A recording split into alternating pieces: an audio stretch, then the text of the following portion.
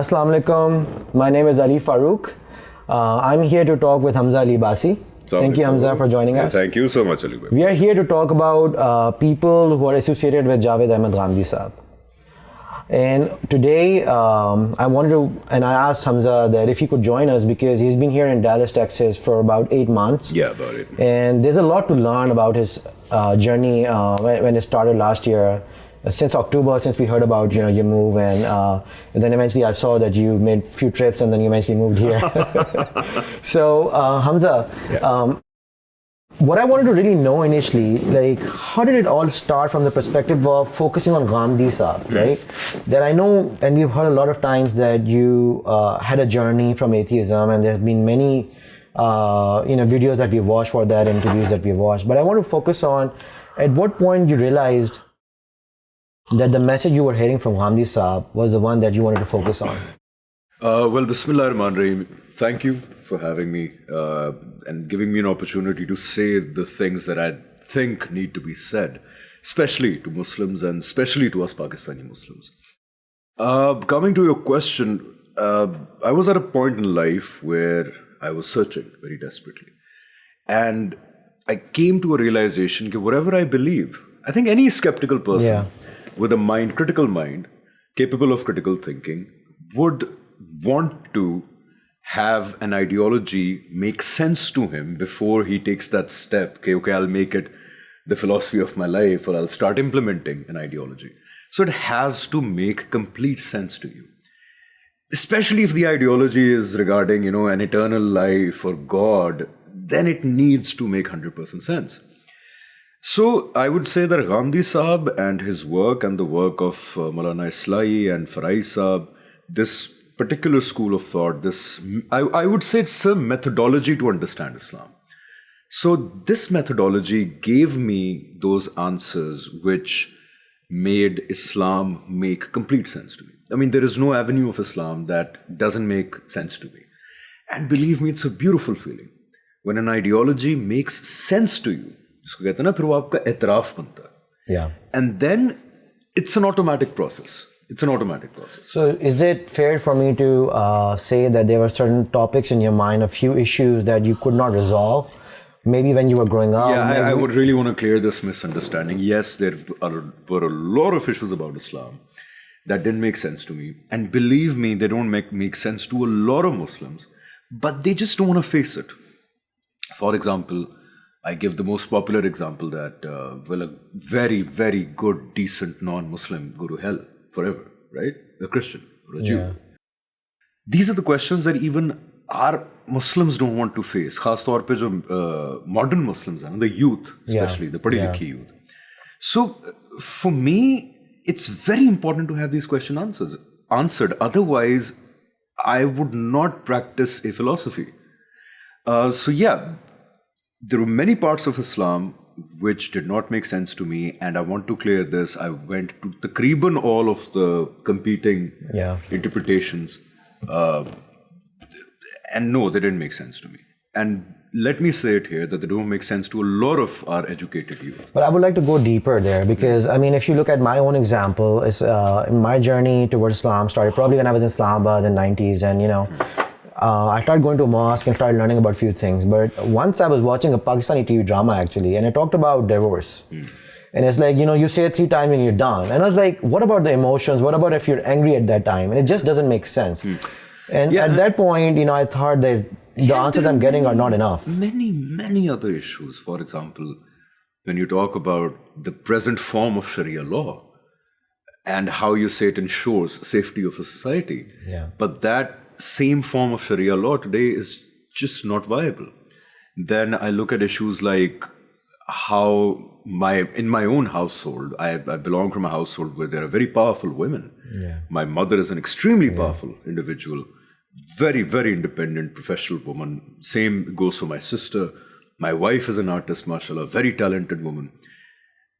Every Muslim should ask themselves that if my mother is not wearing a certain kind of clothes or clothing or a particular form of covering, and she's also going outside, she's working, her awaz is also reaching na mahram people are also looking at her, but then the traditional interpretation of Islam implies that they're not good Muslims.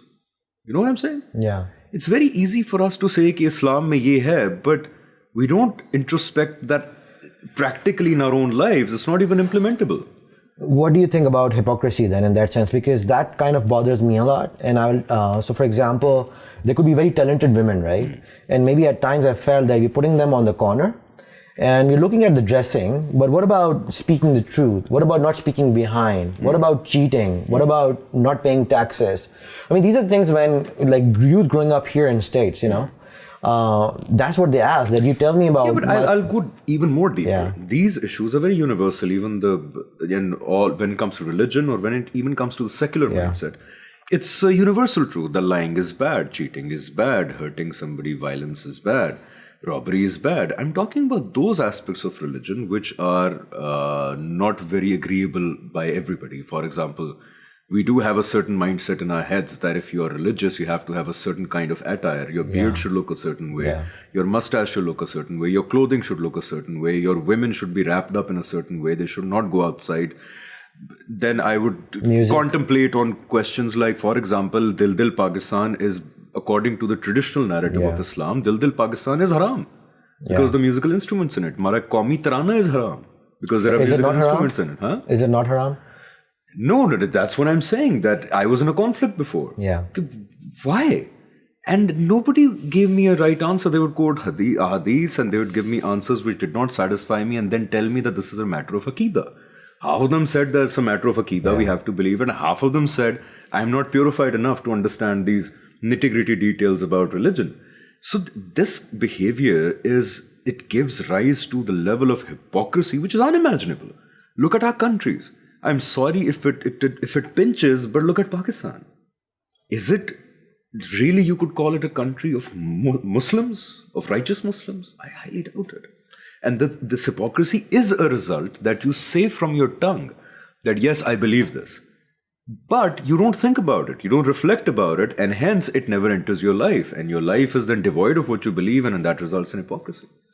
No, that's true. And I know I'm looking at my own experiences, and it's about, you know, when you have different types of people in your family and how they execute their life, right? And how they corner, let's say women in this case, but also how they corner certain aspects. They're like, okay, let's go and pray, you know? And then you also see them lying at times, right? And you're thinking, as a person who I am right now, you're thinking, isn't speaking the truth more important than, you know, like maybe going and praying, for example, right? So these are the issues that matter to us over here as well, and to the youth that's growing over here. A dad would wake up and say, and a lot of times will try to brainwash on, you know, on some of these outer aspects of a person, right? And the reason I'm asking is because, is that the journey you had? And I just want to relate to it, right? Because a lot of people probably have to go through that, the same journey. The aspects when you're growing up, let's say in this case, a Muslim family, some things make sense, but some things don't make sense. So for example, music is a big thing that if you don't listen to music, and that's the way of life over here, and that is the way for you to get certain type of satisfaction, right, for certain things, and this doesn't have to be something that is, vulgar or exactly, right? So if that was part of your journey, did you eventually find the answers that you were looking for? Yes. See, when it comes to religion, let's give the credit where it's due. Our ulama throughout our history, for example, 45 years? Yeah, 1446 years almost. Yeah. Our ulama have done a brilliant job in preserving the Quran, the Sunnah, the basic pillars of Islam, and hence in today's world we don't see any disagreement. Nobody says there are 3 namazes or 6 namazes, right? Yeah. Nobody says that Hajj is not farz. Nobody says that, let's suppose, any other thing about fasting, Ramzan, right? Yeah. Nobody has issues about No one has issues of the basic 5 pillars. The basic 5 pillars, the basic scheme of things. Everybody's aware, it's well preserved. There is a God, He's uncreated, He's eternal, He's omnipresent, He's all powerful. He made this world as a test to see who is good in deeds. Whoever is good in deeds, he's going to go to a good place after he dies. Whoever is bad or evil is going to go to a bad place. Very crystal clear, very clear. Yeah. Makes sense. And any other rationale about this existence does not make as much sense, right? But my problem was when it comes to the parts which are not necessarily agreeable. These are the very small things. Aapas ki baat hai, they're not even very important. Yeah. But we Muslims today have made religion all about those few zahiri things, rather than for example, ye parda, for example, dadi, for example. I still remember reading in my Islamiyat book in Kakish Army Public School that the world is divided into two spheres. One is Darul Islam, one is Darul Harb. You remember reading that? It's in the school. And Darul Islam is basically where Muslims live, and Darul Harb is basically where non-Muslims live.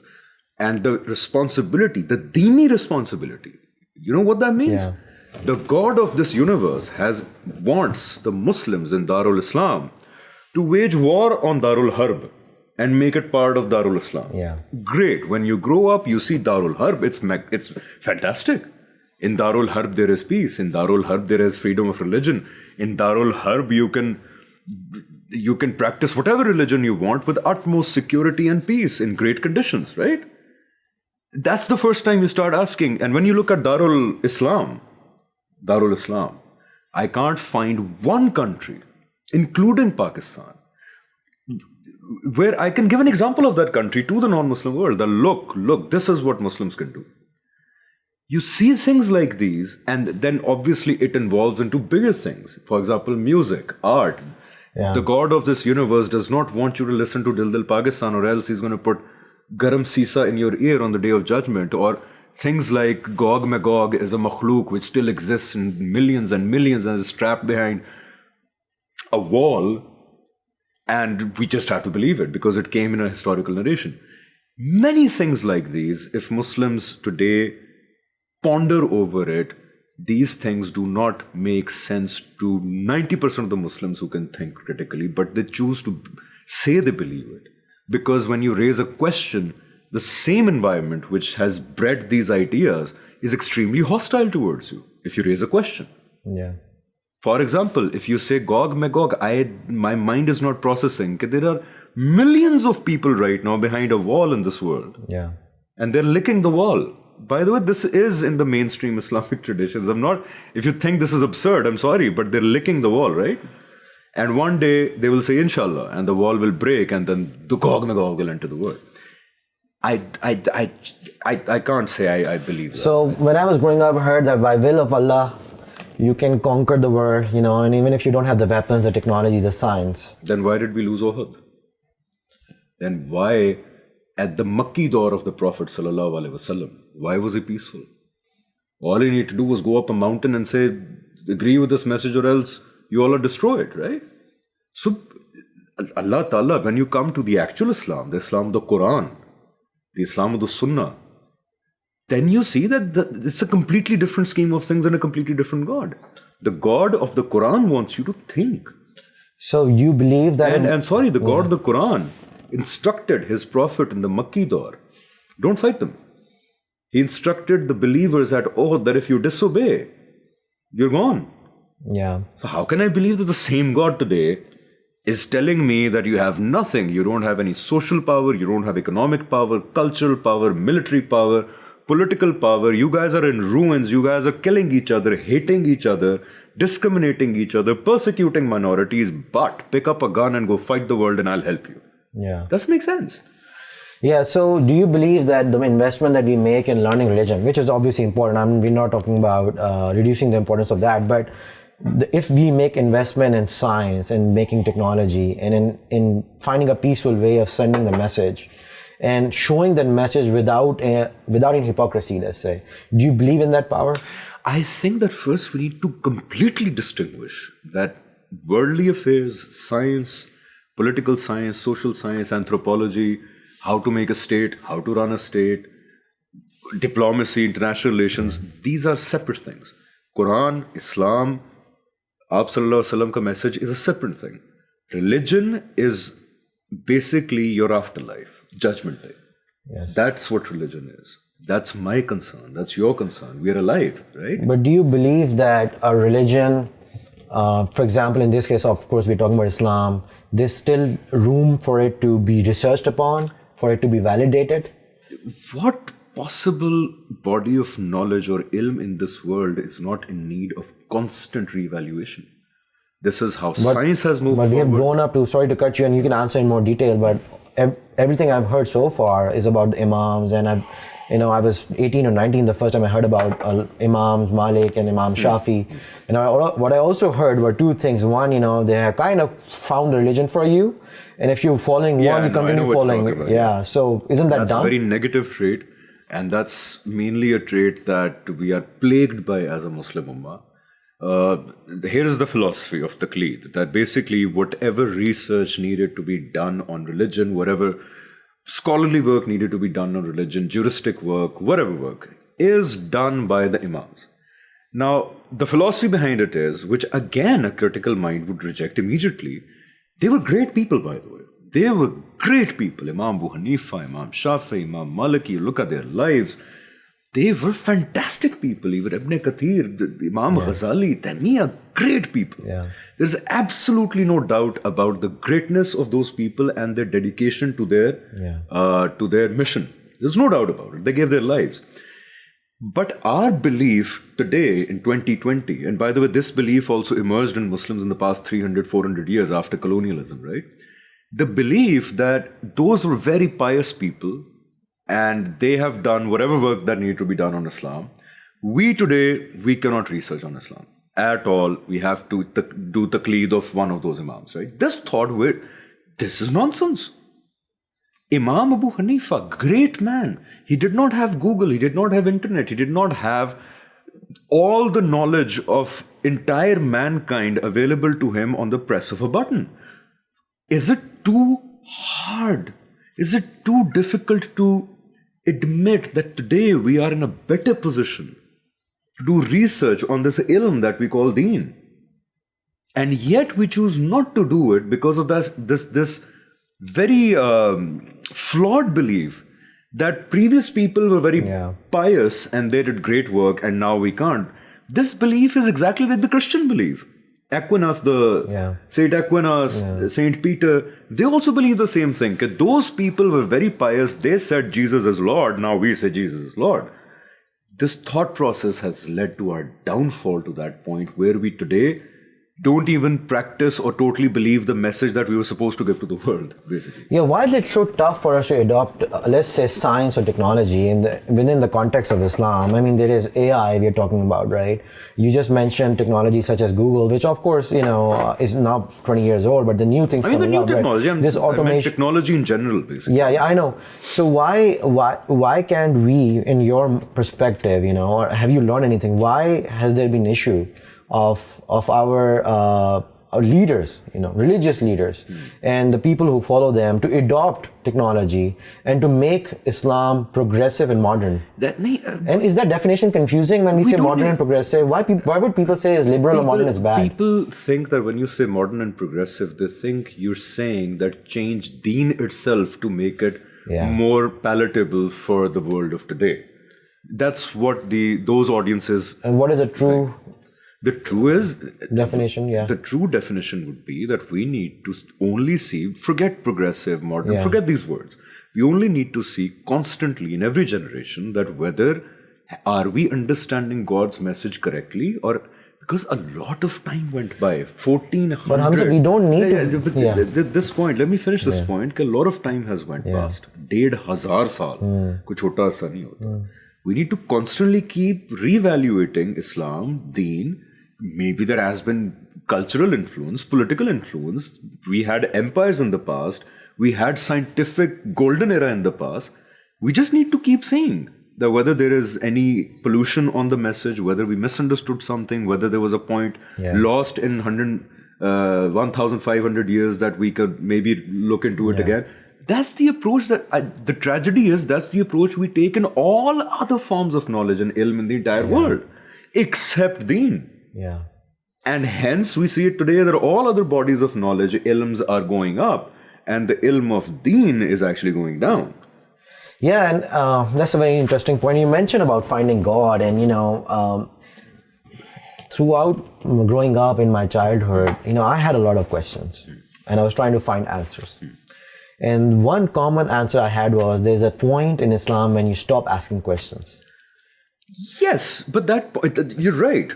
But now that I have studied what makes sense to me, Yeah. that point in Islam is the point where your akal fails. For example, जन्नत कैसी होगी, उसकी असलियत क्या होगी, उसकी हकीकत क्या होगी, अल्लाह ताला की हकीकत क्या है, जहन्नम की हकीकत क्या होगी. Yeah.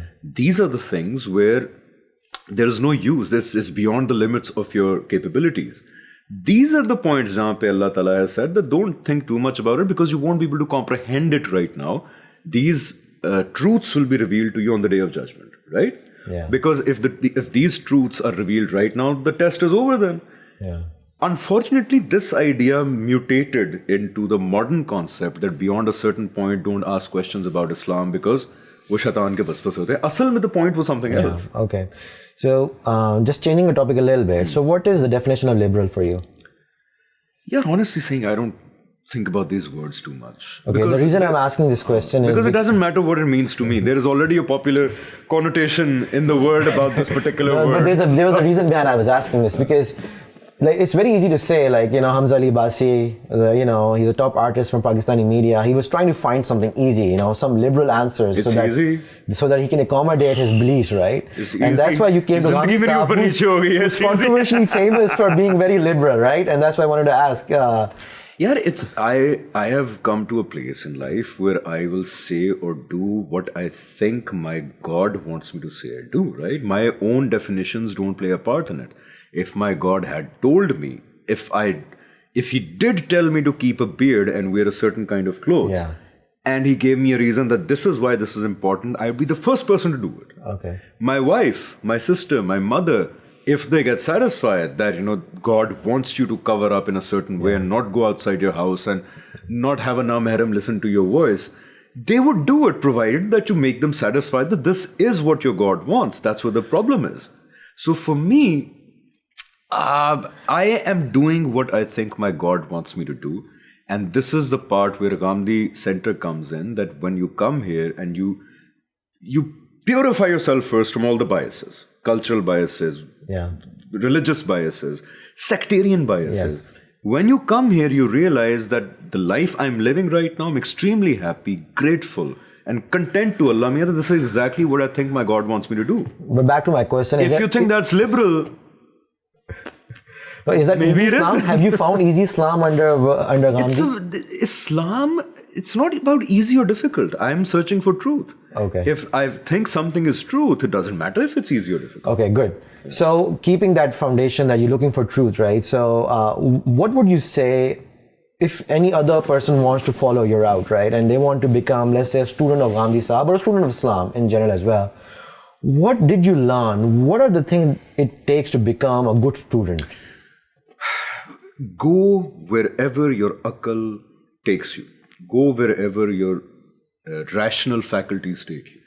Because the God that I have discovered, if you're honest intellectually, if your heart is sound, if you have given it your best, most honest shot, you would come to a wrong conclusion. He's going to forgive you. But honesty and intellectual integrity is very important, which is very hard to do. For example, there are certain emotional concepts, especially in our country. Naam le leta hu, Imam Mahdi. Hazrat Isa ka wapas aana. People are in a mindset where they say, we don't care what's in the scriptures anymore. You know what I'm saying? If you go to them and say, listen, maybe there is a problem in this whole concept, maybe it's not true, they would even refuse to engage with you because they have such an emotional attachment to these concepts, right? It's very difficult to purify yourself from these biases. Once you do purify yourself from these biases, from all emotional attachments, then I would say take your journey and go wherever it takes you. You don't have to come to Ghamidi Center. Maybe you are a person who is satisfied that maybe God does want me to cover up and have a beard. Be that person. It's okay. But be intellectually very honest. And that's the trickiest thing to do. No, intellectual honesty, absolutely. Let's take it back to a little bit to Ghamidi Sahab himself. But do you consider yourself as a student of Ghamidi Sahab? I'd be very honored if I could be considered his student. I'll be very honored. So you're not sure about that? I think of myself as one, Okay. but I hope he also thinks of me as a student. Okay, now looking for other people who are listening to this, right? Was there a culture shock coming from where you were coming from and trying to learn Islam, trying to spend time with Ghamidi Saab, and trying to know for things for you to cover, and unveil for your journey? Yeah. What were your challenges? What would you tell people that when you're coming, you probably have to, I'm just giving you an example, you have to probably know sociology, philosophy, or you have to have a worldwide view. Are there things like that? No.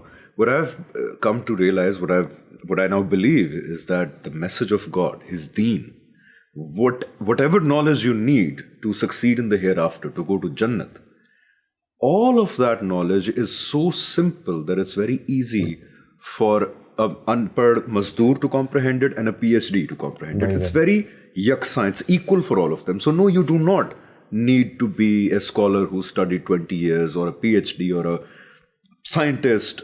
You don't need to be that to understand and grasp in totality what the God of this whole universe wants you to do. Yeah. Because if it was that difficult, so then it would be not very just towards that unpad guy who doesn't have the time to get all of these knowledges and alooms and everything. Wo bichara subah he goes, he does his mazdoori, comes back home, feeds his children, go to sleep and repeat. But so this message is as easily comprehensible for him as for a PhD. So no, you don't need to be a PhD. You just need to be a very, very honest person. You just need to let go of all the biases that you're born with. The truth will be right there in front of you. So to find that simplicity, is there any fundamental concept or fundamental way of thinking that you have to adopt? Is it reasoning? Is it believing in science? No. It's just very simple thought process. In fact, I'm thinking about writing a book on it. It's a very simple thought process. I'm alive. I'm conscious. There is existence all around me. There's a universe around me. There's a world around me. There are other people around me. What am I? The journey starts not by reading other books. The journey starts by you sitting alone at 3 a.m. at night and really contemplating what all of this is about. So if there's a youth who is 18 years old and who was born in a Muslim family in US, and they're trying to understand Islam, they're not finding answers. So what you're suggesting to them is to go and read Quran. What I'm suggesting to them first is spend time with yourself. It's very important. Be alone. Think about life. Think about yourself. Think about the fact that one day you have to die. One day you won't wake up and do everything that you do. That's the first step. Then ask yourself, what do you believe in? What do you truly believe in? And then see where it leads you. It might lead you to the Quran. It might lead you somewhere else. It led Shukr Alhamdulillah me to Quran. In fact, every person who wants to know what God wants him to do should go to the Quran first. Get a very simple translation. Okay. And read it. That was my first And take step. the biases out of what you've heard, right? Yeah, but the first thing is ask yourself all these questions. Okay. How much importance are you willing to place on That's this a very question? good point. How much importance, how much time do you want to give to this one question? Yeah. That I'm going to die. What is there afterwards? Is there something afterwards or not? The amount of time that you would be willing to dedicate to this is directly proportional to the amount of hidayat you'll get in life. That's what I've experienced. No, that's a very good answer about being honest and trying to, read the basic version of Quran and try to get, but I think it's also keeping the biases out and try to start from scratch and fresh. Yeah, start with Richard Dawkins for that matter. Yeah, Maybe you're somebody who thinks that no, all of this is just chance and chaos. Maybe you have come to that conclusion. Great, but then go ahead, read Richard Dawkins.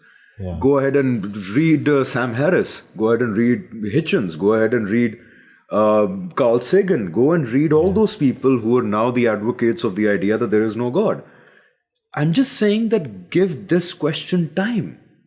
And then Allah ke upar hai ki kis direction mein. Give this question time and be very honest in your journey.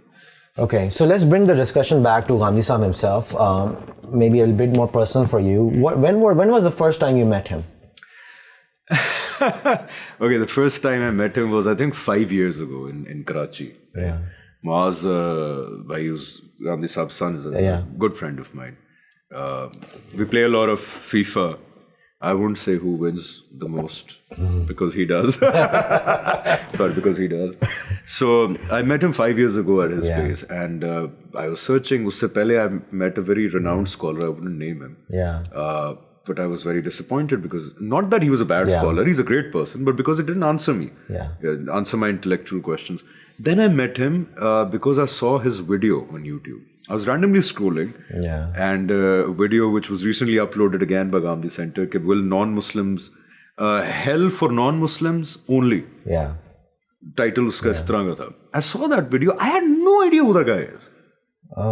No idea who that guy is. And this 5-6 years ago. So 5-6 years ago, before that, you had no idea about Ghamidi. I just knew of him as this guy who comes on Geo and does a show. Ghamidi. And then I saw that video, 16 minutes, right? My life changed because those 16 minutes made sense to me. And this was one of very chronic questions I had in my life. That will could non-Muslims go to hell? And because I know a lot of non-Muslims, they're my friends, great people.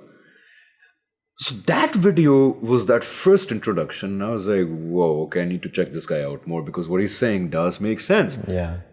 And then the tragedy is that the next 3 months, to whoever I mentioned, Javed Ghamidi, people who are not even religious, they have no idea about religion. Immediately the first reaction, oh, Javed Ghamidi, no. I'm like, why? Oh, that guy is munkar hadith, munkar Quran, flana munkar Imam Mahdi, munkar Isa. And I was like, okay, he doesn't believe in riba. So many. Imagine, Ghamidi Center is taking I was so surprised to know, the biggest hadith project to be executed in recent history. And imagine that guy is called Munkar Hadith, who's spearheading the biggest hadith project of modern times. So for the next 3 months, everybody told me that what he's saying is not Islam, right?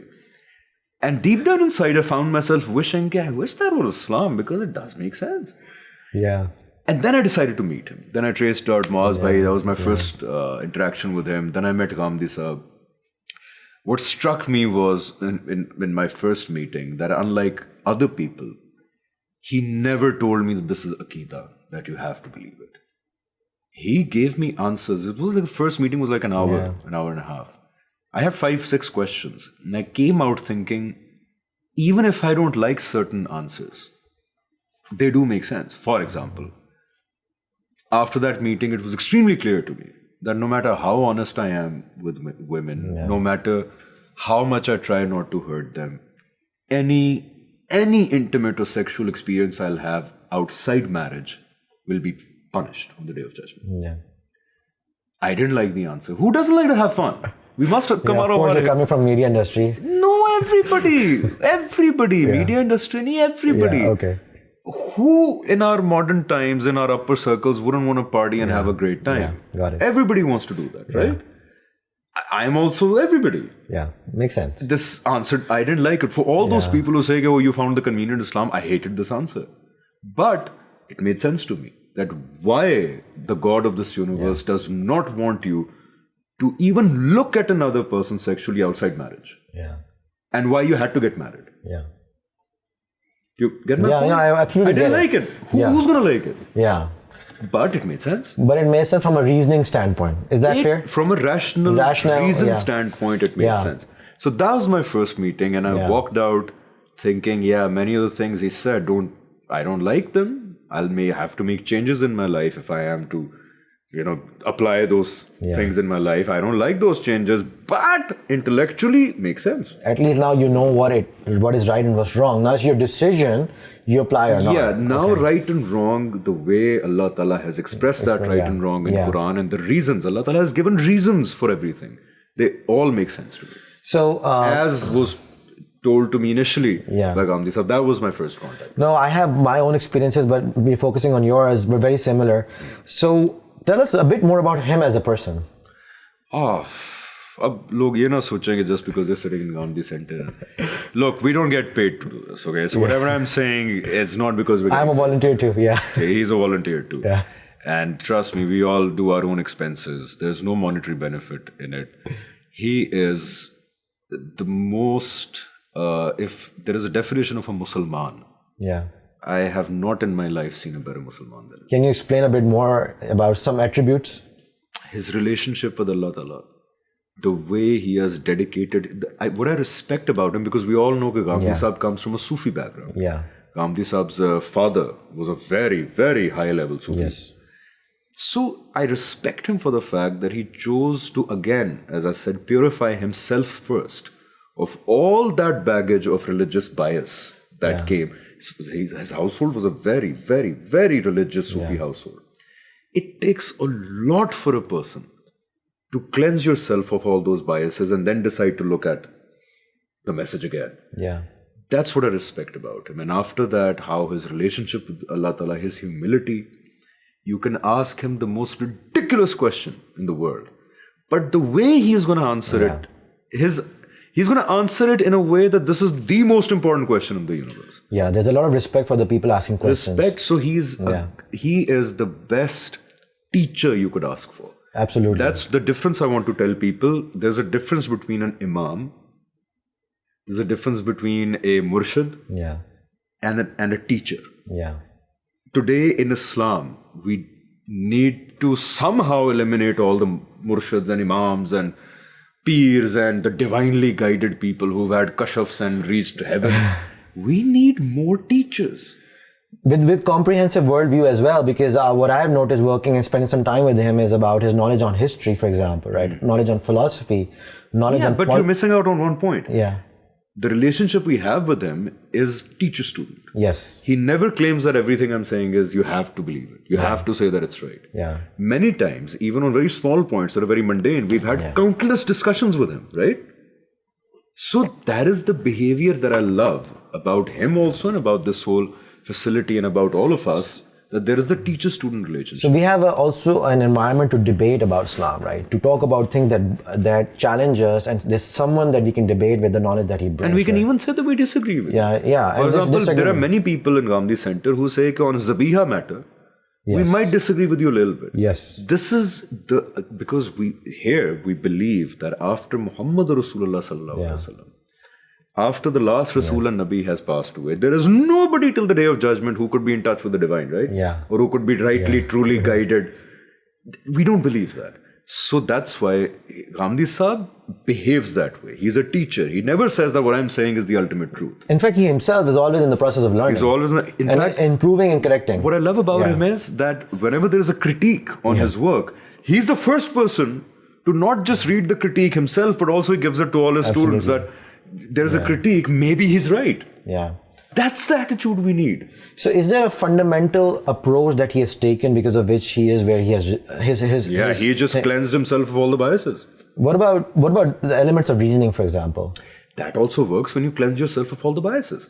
Because if you don't cleanse yourself of all the biases, first you have to objectively cleanse yourself of all the biases.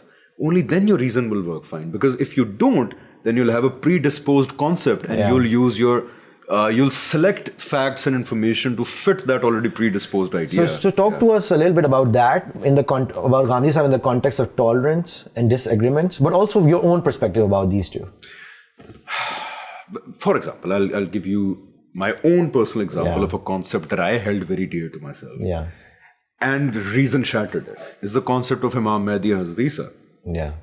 Being a Pakistani, being somebody who studied there throughout my childhood, throughout my adulthood, throughout my adolescence, when I was in my mid-20s, I was told that there's a whole scheme of things. Imam Mahdi would come, Ghazwa Hind would happen, forces from Pakistan would conquer India. You know the whole story, right? Then forces will go to Jerusalem and Imam Mahdi Hazrat Isa will descend and fight with Imam Mahdi. Beautiful story. It gives you that sense of importance of an impending big event, and your country, your army, you have a great role to play in it, right? Yeah. So you could understand the emotional attachment other people also have with this concept, and I also have. Yeah. Believe me, it took a lot of time before my reason when I worked on it, ilmi kam, when I got the answers, these are not things Rasulullah Sallallahu Alaihi Wasallam has said. Rasulullah Sallallahu Alaihi Wasallam said something else. Yeah. And over a period of time, again, I was mentioning over 1500 years, a lot of things morphed into these concepts, right? But because I had such an emotional affiliation with them, Ali Bhai, it took me such a long... I was sad. I was genuinely in depression for a month. I was like, really? So we're just 1 of 7 billion people, no nothing going on, no divine intervention as a Isa. That's a very good example of the fact. Okay, I was desperate to have some fact that would support those ideas, right? That's something we need to cleanse ourselves of. In perspective of Islam, where does Hamza Ali Abbasi stand when it comes to tolerance and difference of opinion? Hamza Ali Abbasi stands where Allah Ta'ala has asked me to stand. La ikraha fid deen, there is no compulsion in religion. So I stand where my God has told me to stand. My God has told me through Rasulullah sallallahu alaihi wasallam. Look, what we do is confuse his जो अल्लाह की अदालत लगी थी और उसकी तहत सजाएं दी गई थी मुशरिकीन को. We confuse that about an ahkam जो हमारे लिए भी है. हमने भी ये लड़ना मरना जाके ना. My God in Quran through Rasulullah sallallahu alaihi wasallam has told me La ikraha fid deen. There is no compulsion in religion. It's a message. It needs to appeal to your heart, to your mind. If there is violence, if difference of opinion is not tolerated, then how will you make a message appeal to your brain and heart if there is turmoil? So there has to be absolute, unhindered, unchallenged tolerance. That's the biggest thing, I think. But Hamza, there's a lot of people, of course, in the media industry as well, but not really keeping them into context. The context is really young youth like yourself, young people in general who don't find answers, right? And you have spent 8 months here. I know you might be spending some time back in Pakistan as well. So where are you going from here? And how would you channel this forward, what you have learned?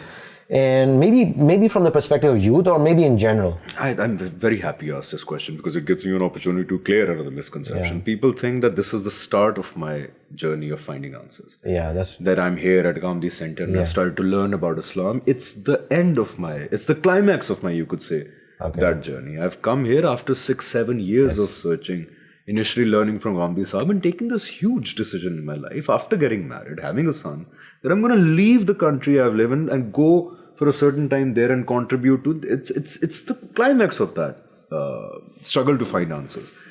And from here, what I want to do is now I'm very happy and very grateful to Allah Ta'ala that the same person through whom I got my answers, that same person accompanied by all of you people has an organized platform where these answers are being dissipated in the public. And I plan to be not just a part of it, but be a very active contributor. And I want to spend my life now sharing those answers with the public and trying to make the people realize that there is a very big event coming. There is a very big event coming. It's Judgment Day. And we're all going to be answerable. That's not a small thing. So I want to keep telling people about that. And that's my plan. And this plan is very Judgment Day focused.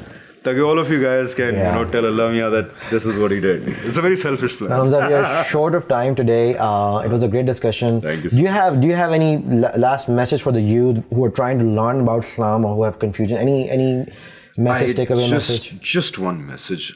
As Quran says that anyone जो अल्लाह ताला के सामने आएगा वो successful होगा जिसका कल्ब सलीम होगा. Right? Kalb Salim is a pure heart. I know there are people in translations who put in the bracket a heart pure from polytheism, right? But let's take Kalb Salim the way Allah Ta'ala used it, the word. A pure heart means an honest heart. People make mistakes. If you think Islam is the correct message, then you being born in a Muslim house has already helped you in understanding that message. You must understand that the same opportunities of learning the truth are not available to a Kisan in Haryana who has to earn a Hindu Kisan in Haryana who has to earn a living, right? So never be arrogant about your religion, about your answers, about your knowledge, about what you think is the truth. Keep it as a personal journey and then share those answers, not with the intent of converting other people or convincing other people, but share those answers with the jazba of khair khwahi. Ki yaar, mujhe kitni badi baat pata lag gayi, qiyamah aane wali hai. That should be the reason why you learn yourself, because it's your problem. Your eternity is at stake. Your answerability is at stake. Your patience in front of the Lord is at stake. Never learn religion because I want to do dawah. Learn it because it's my problem. Even the fact that I have to go and tell other people about Allah Ta'ala and Qiyamah is also my issue, because it's going to give me those brownie points which are going to help me with my answerability, right? It's your problem. And once you have acted upon it, once you've gone on that journey of finding your answers, of taking life seriously, of taking death seriously, and when you get the answers, share them with the people, not with the intention of converting or changing the world, but with the intention that maybe somebody else, Allah Ta'ala can give somebody else that benefit which I received. No, Hamza, thank you. We're out of time. I hope everyone watching this enjoyed. This was a detailed session just to understand Hamza's journey, especially with Ghamidi Saab. Thank Hopefully, you. Hamza We'll be having a lot of these. Yeah, we'll have more discussion on particular topics. I'm going back to Pakistan in a bit for a few months, but we're going to have Zoom sessions as well. Yeah, so because there are a lot of topics that are interesting. Hamza, just to leave a feeler, like for example, for me, growing up, spending the last 22 years in America, when the topic comes about Surah Nisa, about beating women, for example, so there are things like that we want to talk about further. Yeah, by the way, Surah Nisa at 34, right? Yes. Fadribuhunna, beating the wife. I'm so happy to say that I couldn't find the right answer to that. And Ghamidi Saab, the way he made me understand, it makes sense. Kabhi unka mauka aayega to aap bhi dekhein his videos on Quran ki ayat 434. But this is what I'm saying, kid, never accept it if it's not making sense to you. Yes, absolutely. Hamza, thank you so much. Thank you. Enjoyed. Thank you. Thanks.